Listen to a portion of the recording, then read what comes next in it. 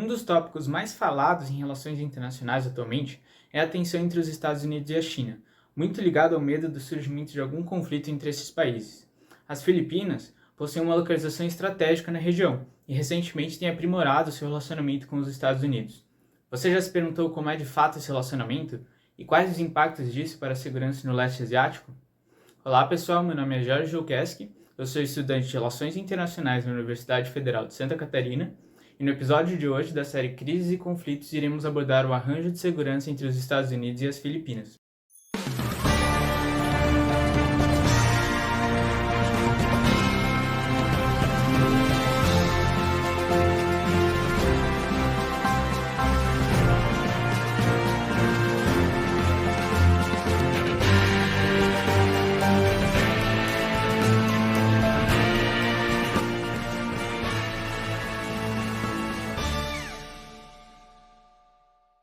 Não sei se vocês repararam, mas no início do vídeo eu usei o termo leste asiático para definir a região, ao invés de sudeste asiático ou outras delimitações.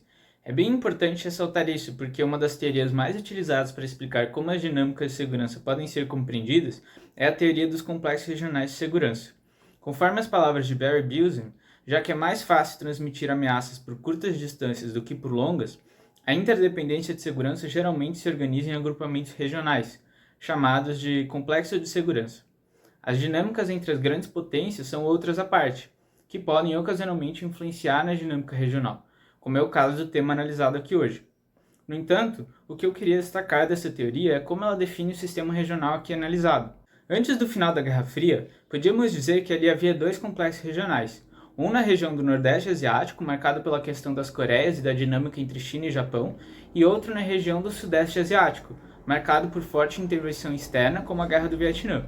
Mas com o fim da Guerra Fria, algumas mudanças geopolíticas começaram a moldar a dinâmica regional, de forma que os dois complexos se unificaram, formando o complexo regional do leste asiático.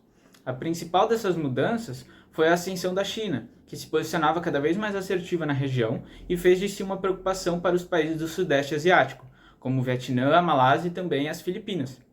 Além disso, na tentativa de promover um sistema regional baseado em cooperação, na forma do que chamamos de comunidade de segurança, esses países expandiram a Associação dos Países do Sudeste Asiático, ASEAN, que passou a incorporar países como Vietnã e Myanmar. É nesse contexto que os Estados Unidos e as Filipinas começaram a estreitar cada vez mais seu relacionamento e cooperação militar.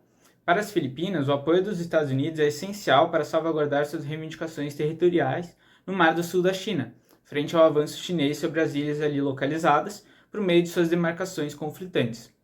Já para os Estados Unidos, a localização estratégica das Filipinas em proximidade com 30% de todo o comércio internacional marítimo e ao lado de seu principal rival geopolítico no século XXI, faz do país um interessante contrapeso às ambições da China na região. No que diz respeito à cooperação militar, além do Tratado de Defesa Mútua, que vigora desde 1952 e estabelece aliança entre os países, 3 outros tratados foram adicionados ao arranjo de segurança entre os Estados Unidos e as Filipinas desde o fim da Guerra Fria.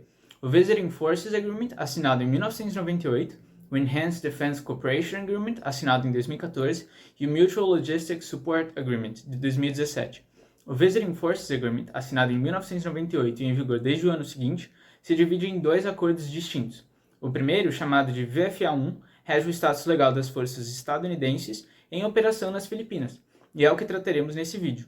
O segundo, chamado de VFA-2, rege o status legal de forças filipinas em visita nos Estados Unidos. O VFA-1, dentre outras contribuições, oferece tratamento especial para pessoal militar estadunidense em operação nas Filipinas e estabelece que questões relativas à segurança dos Estados Unidos serão julgadas sob jurisdição estadunidense, enquanto questões ligadas à segurança das Filipinas serão julgadas sob jurisdição filipina. No entanto, o acordo prevê que as Filipinas cederão sua prerrogativa de jurisdição sob pedido dos Estados Unidos, desde que o caso não seja de particular importância para o país. Além disso, está previsto, sob o guarda-chuva do acordo, a prerrogativa dos Estados Unidos de posicionar equipamentos, materiais e suprimentos em conexão com as atividades relacionadas ao tratado, bem como retirá-los sob sua discrição. Por fim, o acordo permite que aeronaves e veículos operados pelos Estados Unidos entrem em território filipino sob permissão do país, mas sem a cobrança de taxas ou tarifas. Na prática, o VFA é fundamental para a projeção de poder dos Estados Unidos na região, já que é ele que permite o posicionamento de tropas estadunidenses no país, além da condução de exercícios militares, parte da estratégia de dissuasão elaborada para conter a China. Foi esse tratado que apareceu nas manchetes em 2019, quando o então presidente das Filipinas, Rodrigo Duterte, notificou os Estados Unidos de seu desejo de deixar o acordo. Alguns identificaram essa decisão como ligada às sanções que os Estados Unidos aplicavam a alguns membros de seu governo, que conduziam uma guerra às drogas no país marcada por mortes extrajudiciais, o que gerou uma extensão entre os aliados. Por outro lado, outros veem esse evento como parte de um desejo de aproximação com a China por parte de Duterte. No entanto, em 2021, o presidente reverteu sua decisão, em meio às pressões de senadores do país e dos Estados Unidos, de maneira que o pacto segue em vigor até a atualidade. Outro tratado que faz parte do arranjo de segurança entre os dois países é o Enhanced Defense Cooperation Agreement, assinado em 2014. Dentre outras estipulações, o acordo estabelece áreas designadas em que os Estados Unidos possuem permissão para transitar tropas, reabastecer aeronaves, pré-posicionar equipamentos e, especialmente, construir infraestrutura conforme suas necessidades. As áreas seguem como propriedade do governo das Filipinas, mas são oferecidas condições favoráveis quanto ao uso de água e eletricidade, além da permissão para o uso de frequências de rádio. Atualmente, o acordo prevê 5 localizações distribuídas pelo arquipélago e já foram alocadas 82 milhões de dólares em projetos de infraestrutura nas bases designadas. Agora que vimos como está estruturada a cooperação militar entre os Estados Unidos e as Filipinas, é interessante entender como isso se relaciona com a estratégia norte-americana para conter a China. Um dos pontos de contenção entre essas potências é a questão do status de Taiwan, que a China reivindica como parte de seu território, enquanto os Estados Unidos desejam a preservação do status quo. Nesse aspecto, o posicionamento de tropas e suprimentos nas Filipinas não tem papel apenas dissuasório, já que em um eventual conflito essas bases seriam um elemento fundamental para a condução das operações militares. Em um relatório publicado pelo Center for Strategic and International Studies, think tank baseado em Washington, um ponto crítico para o sucesso dos Estados Unidos em impedir uma invasão de Taiwan seria a dispersão de forças e alocação estratégica de recursos no período pré-conflito. Isso decorre da capacidade de lançamento de mísseis a partir da China continental, de forma que as simulações realizadas nesse estudo prevêem um número elevado de perdas de aeronaves em solo, bem como redução da capacidade de ressuprimento.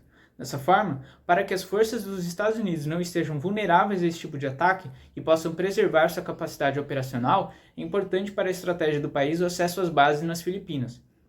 Como nós vimos, o complexo de segurança do leste asiático tem se tornado cada vez mais influenciado pelas dinâmicas competitivas entre as grandes potências, o que acaba definindo as preocupações dos países e direcionando suas políticas de segurança.